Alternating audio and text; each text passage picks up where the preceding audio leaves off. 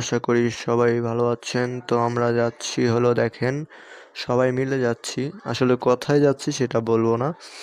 সেটা আপনারা গেলেই দেখতে পারবেন কিসের জন্য যাচ্ছি আমরা আসলে। তো দেখেন চলে এলাম।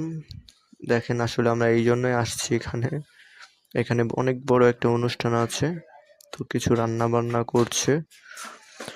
মূলত আমি আসছি তাদের সাথে আপনাদের ভিডিও দেওয়ার জন্য। তো দেখেন সব কিন্তু এগুলো মুরগি, মুরগির মাংস সব রান অনেকগুলো প্রায় তো 400-500 আছেই, 400-500 হাঁড়ি পাতিল এখানে আছে। তো দেখতে থাকেন।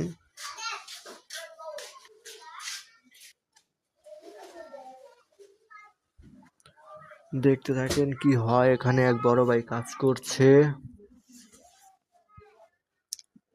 এই যে দেখতে পারছেন, আসলে দেখলেই কিন্তু মুখে জল চলে আসছে।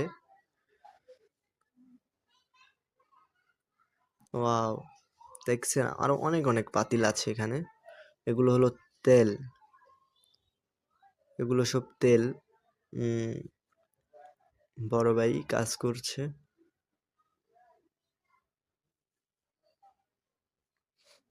এখান থেকে মূলত কি করছে, মানে এখান থেকে তেলগুলো উঠিয়ে আরেক পাতিলে রাখছে। তো দেখতে পারছেন এখানে অনেক পাতিল, সবগুলোতে কিন্তু গরু ও খাসি এবং ডিম আরো অনেক কিছু তো আছে, ডাল মাল অনেক কিছু আছে। তো দেখেন কিভাবে তেল তুলতেছে আর কি।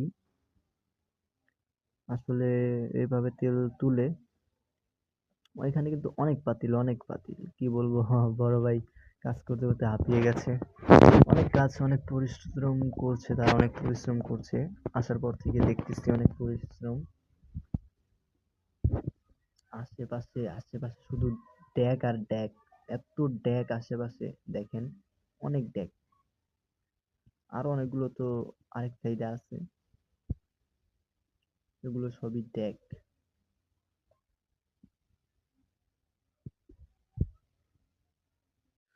তো সারা রাত ধরে কাজ কাম করলাম। তো তারপরে দেখা গেল সকাল হয়ে গেল, ফজরে আজানের সময় আমাদের এই নাস্তাগুলো দিয়ে গেছে।